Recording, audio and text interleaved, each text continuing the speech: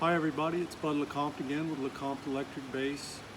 Yesterday I did a video showing you my method on how I go about installing frets. I want to continue that on and show you the next steps involved. So here we go. I got all the frets installed. Everything's looking good this morning. I trimmed down all the frets on this side and got everything filed down nice and neat. I'm going to show you how I do that here in a second. I left a few sticking out on this side just to show you how I trim those down. It's relatively easy. It's really easy as a matter of fact. So here we go. The way I do it is with these tools right here. These look like common tool, but they're a little bit different. This tool's actually been ground down to where it's flush on this side. This tool's kind of beat up. I've used it for many years and probably need to get a new one, but it still works pretty much. But you need something like this. You can get them from a luthier supply company. You could go buy something similar at a hardware store and grind it down if you want, but it's I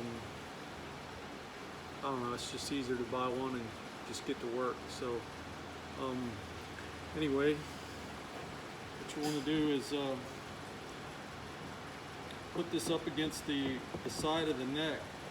And if you remember yesterday how I bent the fret down a little bit, that's so when you start to dig in with these things, you're actually kind of want to, I don't want to say you pull down with a lot of force, but you just want to keep things snug. What you don't want to do when you're cutting these things off is pull up on it, because you're going to pull the fret up out of the slot a little bit. So that's something you obviously don't want to do, but you just nip them off, and super easy, just go down the line. Now, they're pretty much flush, but you could still feel it's jagged and it's rough. So we need to fix that. I like to use these fretting files. This has a little wood block handle. It's easy to hold on to, and it's perfect tool for this job. So we'll just set the neck back down like this. We're just going to file the ends down flush with the side of the fingerboard. So it's just back and forth motion. You can hear the file digging into those fret ends. We just got to go back and forth until we get all that smoothed down. It doesn't take that long. You need to be careful. Don't slip, and like I just did a second ago. But we're just going to go up and down the neck here like this. Get that nice and smooth. All the way up and down. Now you can kind of hear it's getting a little quieter. You can feel it's getting smooth. I'm not really digging into those fret ends anymore so much. And the good thing about these files is they're not really digging into the wood neck. They're just taking those metal fret ends off.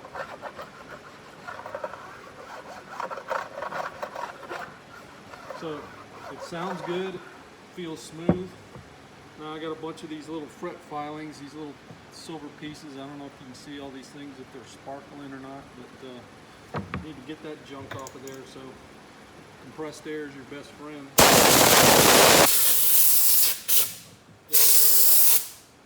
Blow all that dust out of these little fret ends. So once you got that done, you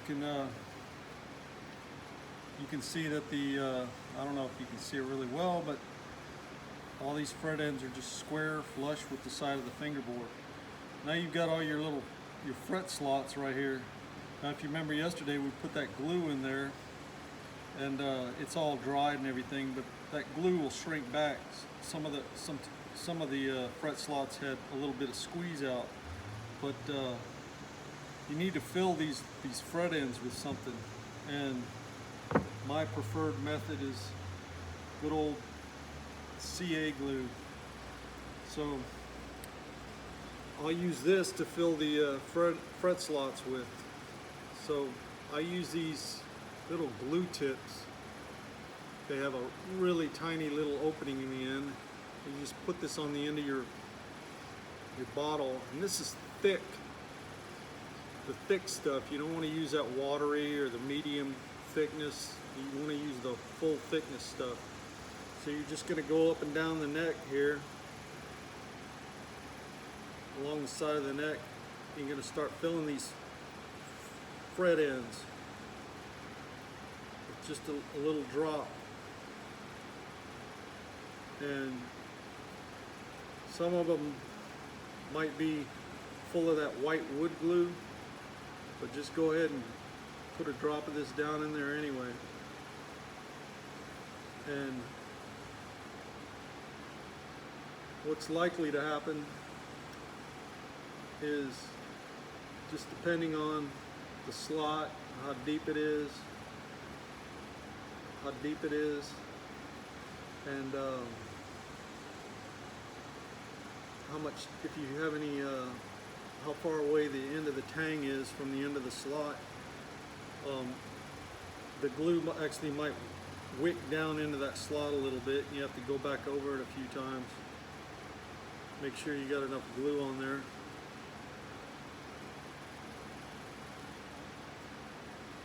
Now you can, you may have to go up and down the neck a few times to get all these little fret ends filled. But this works good. I like it. I'm kind of seeing some of the super glue or the CA glue is wicking down into the fret slots, and you just keep working it. Just keep filling.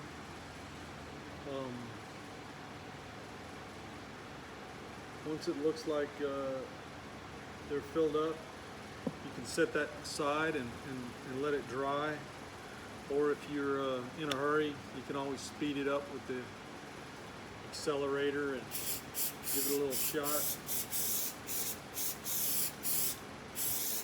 Speed that super glue up, it'll dry here in a couple of seconds, but you'll want to do obviously both sides of the neck.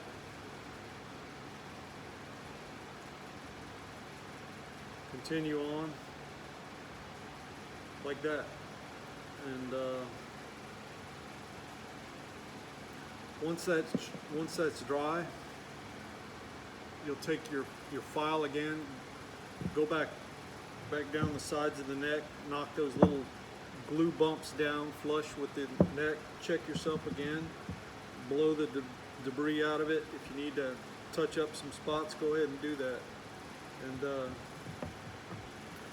those are the next steps. So when I get all that taken care of, we'll do another video, and I'll start showing you how to bevel and level the frets and recrown them and polish them up.